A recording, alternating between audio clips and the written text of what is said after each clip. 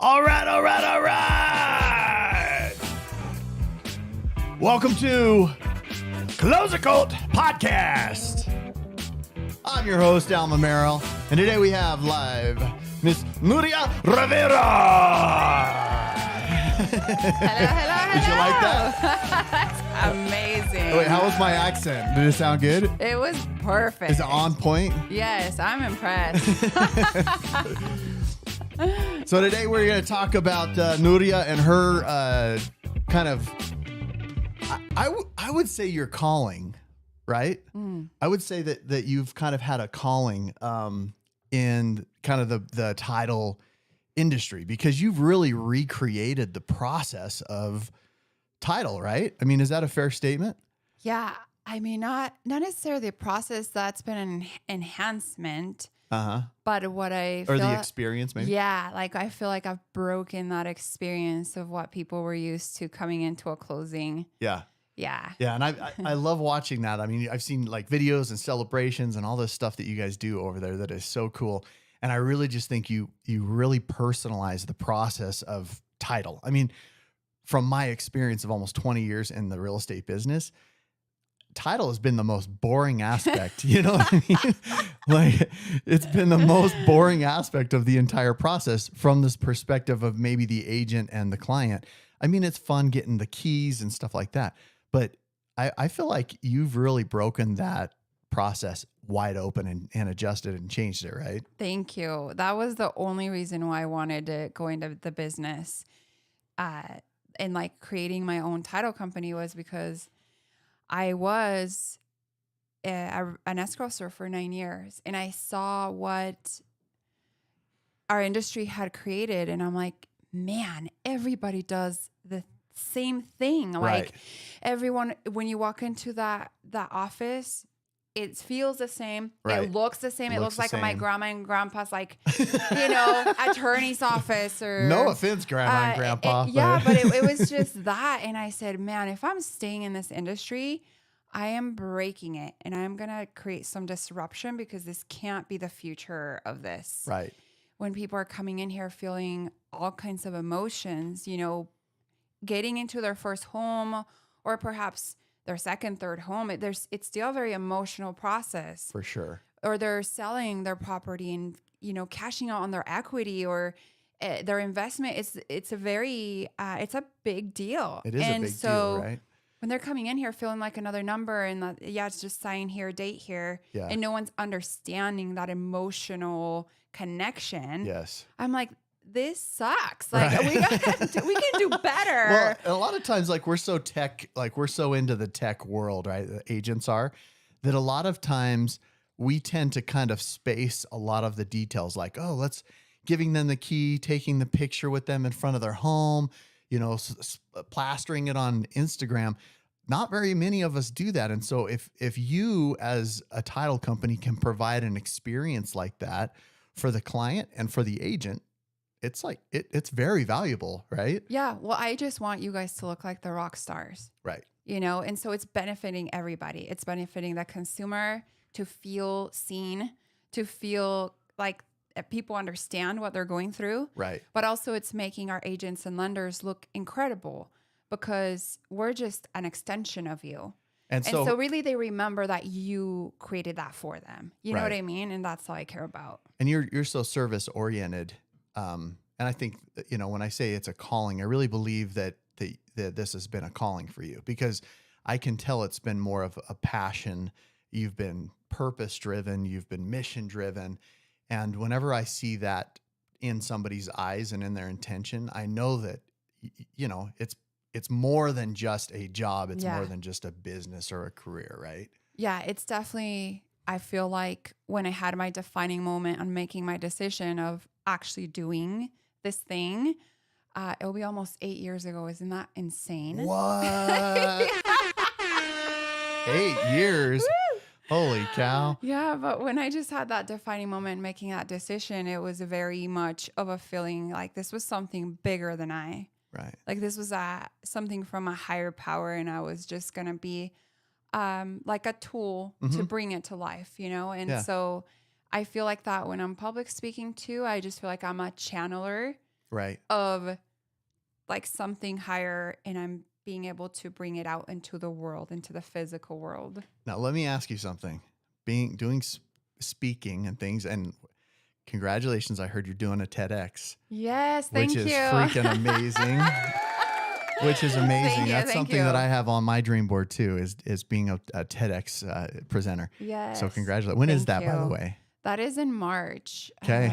The third week of March. Okay. That's exciting. We'll be looking out for it. Thank you. So, but the reason I bring that up, I look at kind of where you've grown. Because I remember when you first started speaking, I'll be candid, you were rusty, right? Right? Yeah. Is it a fair statement? Oh, and if I look back, I'm like, oh my gosh. Yeah, right. Yeah. And I remember just watching you change from being kind of a rusty speaker to now being a really kind of dynamic and you really personally connect with people. And I've watched your clips and I've watched the way people react to you and people when they come to your events to watch you speak and hear you. How has that been for you? How does it feel for you from your perspective inside you? Yeah. That you went from this like challenging, challenging idea of I want to be a public speaker. I want to change people's lives through speaking to now people are like wanting to go and see you speak. What does that do for you? Because I know how does that feel? How does it feel? That's a great question. It feels loving. Like it feels because there's so much passion and real intention on me being able to help people, and I'm only extending all of the information and all of the self-development and all of the books I've read and the coaches I've had for over a decade, right? And I'm like, I just want to be able to give this to people as a gift for them to, if it's helpful for them in a small way or in a really big way. And it's just, it feels like this cycle of continuing to spread that love in a way. So, but that's the energy I feel through it, but also seeing my initial speaking events or, little gatherings to where I am now. It is good to reflect, right? Because I study myself consistently. I'll go back and watch my videos. I will go back and listen because I'm studying myself because I want to become better. Because it's a skill, right? Yeah, it's a skill just like you anything develop. else. Yeah. And so all it took was for me to have bravery and be courageous. And that's something that I always have done, right? Like if you ask me what's been a huge part of my success is because I just am brave enough to still do it even when I'm feeling fearful or intimidated or whatever it is. And so it just took for me to just start doing it. And then, but seeing the progression, I can say I'm like, oh, I'm very proud of myself that it's something that I've been able to develop as a skill for sure. And just so much hard work that goes into it behind the scenes. Like I'm telling you, like I'm watching, I'm studying. And before an event, I'm prepping a ton, just to be able to really be able to deliver that intention and that connectivity with people. Now I've seen whenever I've spoken or presented, I've seen that it, the more I prepare, the more dialed I am. Because you do want to prepare, right? But you want to prepare more mentally than you do probably physically, more mentally and emotionally than you do probably like technically, right? Is that a fair statement? Yeah. Like the prep work is always there because I can go back and I have a structure, right? So then I'm like, I know exactly where I'm going. The flow is there. Right. But having said that, and I think that this is what you're probably connecting to is when you're speaking, and especially because I'm going into it. And before I speak, first of all, I do have to physically moving. The whole physiology comes in, but also so you am move very your meditative. body, you get yourself moving, your blood flow, all of that. Yeah, so that's like my first step is I'm moving my body. Obviously, Tony's a big teacher for me, so the whole physiology thing is very important. But also, like after I move around a lot, then I go into my meditative space. So I actually need my like getting centered, closing my eyes and like, okay, and just really asking from that higher power of, hey, whatever the message this group needs to hear from me today, whatever it is that I'm supposed to deliver today, please help me be that channeler for that message to be there. Right. And so I go on and I of course have my flow, Right. and I've been prepared, but then there are a lot of things that literally just come come to through you. at the moment, and it's beautiful. I think it is beautiful. And I've practiced both methods. One was super like dialed on content and reason and all the, or content and information and, Very technical, like very you said. technical. Yeah. And I presented that way, and I did it in front of a couple hundred people, and it was a massive failure. Like, and it felt terrible. And I just felt like they were bored out of their minds, Yeah. And then the next time I did it, which was literally the very next day, I went just straight from my heart, and I spoke to the truths that I learned from that topic. And it was like night and day. It was a totally different experience for them, for me. And ever since then, I realized the difference between my ego, right? Pushing me to be a certain way or act a certain way or talk a certain way so that they would think I was a certain way, versus giving of myself and my soul and my heart and my experiences to better them and contribute to them. That is awesome. And it changed it was so good for me to have that massive failure, that big, massive F up, because it was like, wow, what a contrast between the two, and one day versus the other. And it was fascinating. The following day, I had a dear friend of mine, John Syatt, who you know, right? Mm-hmm. He came up to me, and it was literally just the very next day. And he goes, bro, that was the best speech you've ever given. And I was like, wow, because yesterday was the worst I've ever given, But it was all based on the intention. And like Tony teaches, like you can change something in an instant, right? Yeah. And so I just chose, I'm going to change it tomorrow. And my intention behind it and my purpose and my desire and my ego, I just had to get it in check in order to present. 100%. And it's a very vulnerable place to be in. And you've heard this before, that more people are terrified of the fear of public speaking than of death. And so that goes to show you that it's real. The fear is real. And so you're putting yourself out there, and it's a very vulnerable place to be. Mm-hmm. But what happens is, if you start just being very technical, you lose all real connection. Right. Because it's through vulnerability that people connect to you. And so when you're coming from the heart, when you're coming from, this isn't about me at all. I'm here for these people. So what is the message they're supposed to receive today? Mm-hmm. How can I really help be of service and like bring real value to them today? And those are the questions I'm consistently asking myself, getting myself outside of me. Have you ever had a time when it's like, oh, that is different than what I was planning on, message-wise? Every time. Really? Like, I mean, the flow and the preparation still goes into it for sure. And I end up talking about most of the things anyway. Right. But there's sometimes where I surprise myself, where perhaps it's more of like an intervention situation where someone's sharing and then I'm asking questions for them to self-discover. And then in that moment, you see it in people's eyes, and they got awareness. They got truth. Right. They received that, and just being a part of that moment is very special. And I think when you have those moments during a talk and you have a really interactive dialogue with the crowd or with your audience, I believe that people resonate on a much higher level. Yeah. It's helping everybody. Yeah. Like you're thinking, oh, this is just for this person, but no, that's what creates a great event. It's that everyone can actually learn from all of the people that are getting up and sharing, because we're way more connected than we think we are.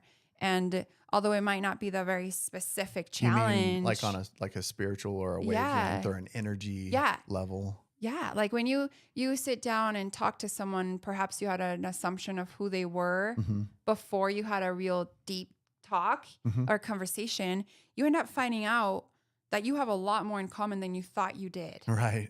And so I feel like it's a similar situation when somebody's sharing in an event like that, where it's like, oh my gosh, I see myself in that person too. Totally. And this is helping me as well. So it's just this beautiful thing that I'm very grateful for, that I found a gift in, Right. you know, because it was kind of this discovered gift I didn't know I had. I just started doing it, right? Because I'm like, I felt called to it. And like I said, I just started speaking, not a very great speaker, and but found a gift through it. And I'm very grateful to have discovered that. So share with me, why is it so passionate for you? Like, and share with me, if you'll be a little vulnerable, where did you come from? Share with me a little bit about your story. And I've heard a little bit about this, but a lot of my listeners probably haven't. Share with me where you came from and why you felt like you were maybe called to this process. Sure. So I was born in Mexico. My father's Mexican. Okay. My mom's Spanish. Okay. And so we immigrated. So that's where you got the blue eyes. Yeah. My Spanish side for sure. Okay. And so we immigrated here when I was 11.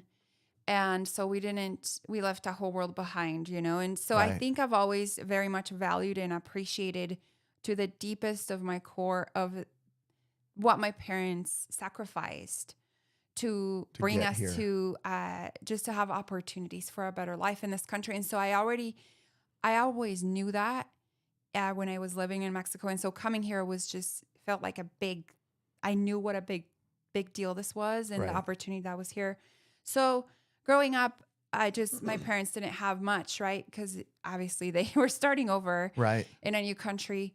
And so we had all the basics met, like, you know, our house, food, but there was never anything available for anything extra. We would shop at DI. We would, you know, that was our life, and it was wonderful. But then I also started wanting to, like every teenager wanting to do extracurricular activities and participate in different technologies and cell phones and stuff like that. I want to buy clothes too, you know, like my friends do. And so I noticed that that just wasn't available. And so I remember asking my parents one more time, like, if I think I could go to a movie, and they just said, no, Nuria, no hay dinero. And meaning, no, there's no money. And I just got so upset. Right. You know, and my 12-year-old self was like, I am never going to live like this, you know? And I was so mad. That was your defining moment, That was my defining moment, made a declaration out to the universe, and that was it. So from that day, I'm like, I'm going to find my way. I know it's going to be up to me. Such freaking goosebumps from that. Yeah. I'm going to, it's going to be up to me to make something of myself. So I just started doing any job I could as a 13-year-old, babysitting, paper routes, cleaning houses. I cleaned a school for a whole summer when my friends were out playing, just so I could buy my school clothes and my siblings some school clothes. And I was like, the hard work was in my blood. And so I did, ever since then, I just was working and, you know, obviously going to school and being a kid too, but it was fun to see, I can actually have money to buy my candy or go to the movies. And so, and did you feel that pride of ownership of like, I created that income and I produced that success? And in a way also, I knew I was helping my family too. And that was very important to me. Culturally, it's very known that in our Hispanic culture, like, you help your family too as a kid. And so, or as a young woman. And so it helped me feel like I was contributing not only to me, but to my household. And from then it was just like, okay. And that's like kind of where my work ethic was born. I did all the things that you could, you know, at that age, like selling knives eventually door to door. She was selling knives, switchblades, butterfly knives. Yeah. so yeah, I just did all the things, had 2 jobs while putting myself through college. And then, you know, that's kind of where it all started. And why Utah? What made you guys choose, or what caused you guys to choose Utah versus, like, you know, California or Arizona or whatever? Yeah. So most people don't know this, but so we were converted into the Mormon church in Mexico City. Oh, okay. And so did you up until 11, were you in Mexico City? That's where you kind of grew up? Not or? only in Mexico, we were in Chihuahua. Okay. We lived in Sonora for a little bit and then Mexico City, but that's where we got introduced to Mormonism. Okay. Gotcha. And so my family got converted, and then I'm pretty sure that's why my dad was attracted to this area. Okay. He Yeah. felt community, right? A Right. sense of Yep. community. And then that's where he found a job, was here. And so this is where we moved to. I mean, fast forward, I'm no longer, like in high school, I left the church. It just wasn't Right. wasn't aligned with me. But I can say without a doubt, like especially when we moved here and we immigrated here, just how much love and support Yeah. like the church gave us and the community, you know, our word, that really was like a huge thing for me that I'll never forget and always will be grateful for. And I feel like, you know, I have a similar story as far as faith as you.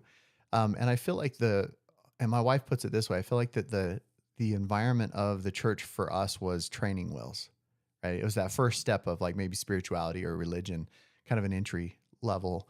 And then as we kind of refined and changed and our lives kind of developed into kind of a different process of living and understanding. And I love the church for their community, for their assistance, for their contribution.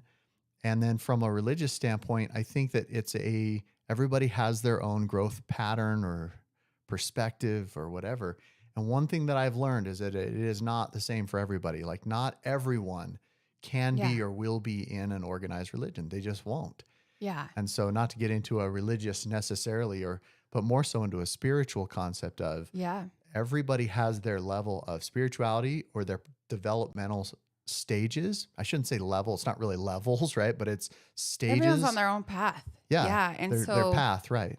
And so I'm just very respectful of what, you know, every person's beliefs are. And I think that's been a huge thing, even within the culture of my company, of diversity is one of our values. And also really having that respect for different ways of thinking, different religious backgrounds, different sex preferences. Right.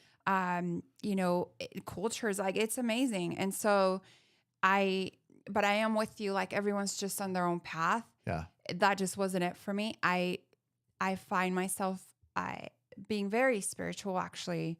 I find you being very spiritual too. Yeah. I feel like that's why you so intently, directly, and completely connect with people. I think you're great at connecting with people. Thank you. And I've seen that. Whether you connect with an audience or you connect with an individual, it's been really fun to watch that in you. And Thanks so that doesn't so go much. unnoticed. So. I appreciate that. I definitely have like a big love for humanity, you know? And so thank you for saying that. So tell me this. So you got into, let's go a little bit into the title aspect. So thank you for sharing with your the family perspective too. I think a lot of people can relate to that.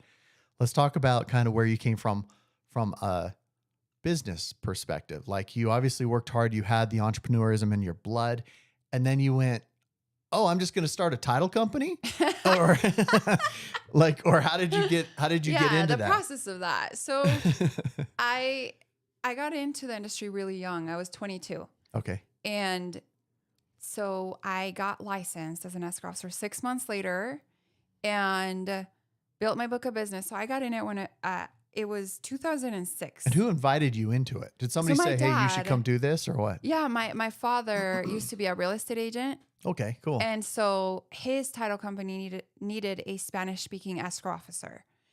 And so I was at a job where it was pretty dead end. And I am like, this sounds like a great opportunity. So that's how I got my foot in the door. Where was he at that time as a realtor? What company was that? Do you remember? All Pro. All Pro. Oh, I remember All Pro. Yeah. They were huge in Utah before the crash. Yes. And then they kind of dissolved and went away, but yeah. Yeah, they crashed in the crash. Right, yeah. As a lot of different brands yes, of course. did, unfortunately. And so, so that's how I got my foot in the door, built my book of business for a year and a half. Then I found that the place I was working for wasn't quite in alignment with my ethics. Uh-huh. And I was caught in a very difficult situation where I found out that my boss knew about, and it was a very uncomfortable one for me. Gotcha. And so I had a little bit of like, like bulletproof vest because I had signed a non-compete I didn't know about.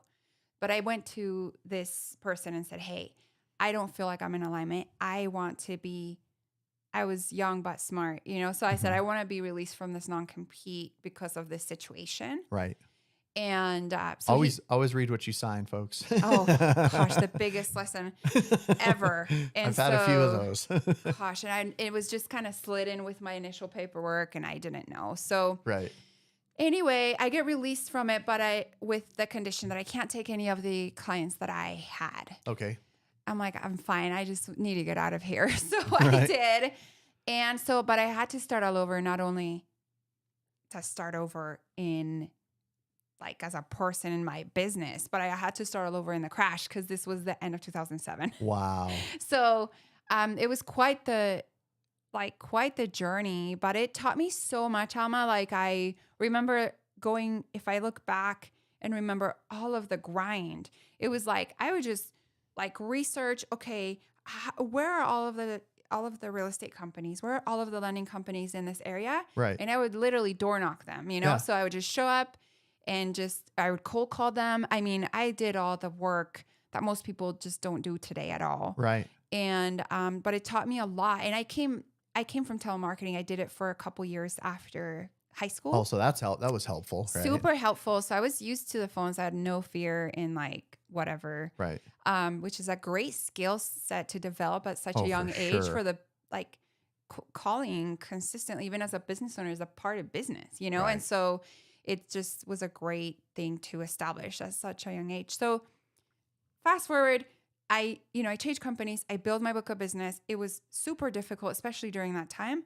But I become the top producing escrow officer at my then title company. So I did that work for 9 years. Yeah. But then at the same time, I felt like I was being pulled for more. Right. And I'm like, I want to create something in this life. I want to. You were the build cream, baby, something. rising to the top, right? I'm like, but I feel like an entrepreneur. And even as a young girl, I was like selling colored pencils on my bus Right. or T-shirts or whatever to get money, So the mindset's been there since a young girl. But I just knew it was something that I had to do in this lifetime, be a business owner. I wasn't sure of how or when, but regardless, I started preparing myself. So for about a 3.5 year period, I knew I was a really great escrow officer, but I knew owning a business would be a completely different world. Right. So I immersed myself into learning that. So I read a lot of books. I interviewed probably at least 15 different owners of businesses that were inside the title industry and outside, just to learn from them. I created a mastermind group where I was the person in the group that was making the least amount of money by far. Smart as hell. If you can align yourself and mastermind with those people that you want to be like, right? Yeah. And so although I put it together and I was leading it, I was the small fish in the sea for sure. Right. And we had that mastermind for like, I think a couple years. It was really wonderful. And we would have guest speakers too. And they taught me a lot. So I was really preparing myself as much as I could to learn about business. Right. And I just remember having another defining moment in my life, which was I was at a layover at the Denver airport. I was on my way to go to a NAREP convention in Washington, D.C. Which is the National Association for Hispanic Hispanic. Real Estate Professionals, right? Yes, sir. And I was going to write down my pros and cons. And before I could write anything down, I just had this overwhelming feeling come over me of like, I knew I had to do this. It was I'm getting goosebumps again. Another defining moment, right? Yeah. And there was no question about it. I didn't need to go to my brain and think. It was like you didn't need to try to talk yourself out of it. No. It was a defining moment. Yeah. This is me. This is my calling. This is my purpose. This is what I must do. And it's something bigger than me. And so I have to go for it. And so that was it for me. I go to the convention and I'm also seeing these incredible Latinos and Latinas on stage that are building nationwide companies. I mean, doing next level stuff. And I was so inspired. It was like the perfect formula, for me to feel so motivated. And so I came back, and 6 months later I was open.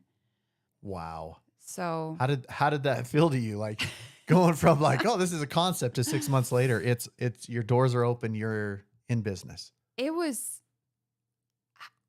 funny because you know how people say like, you're never going to have everything perfect to do the thing. Right. Just do it. And then you'll refine it along the way. And I prepared myself a lot. I just shared with you, like for 3.5 years, almost 4 years. So it was, and whether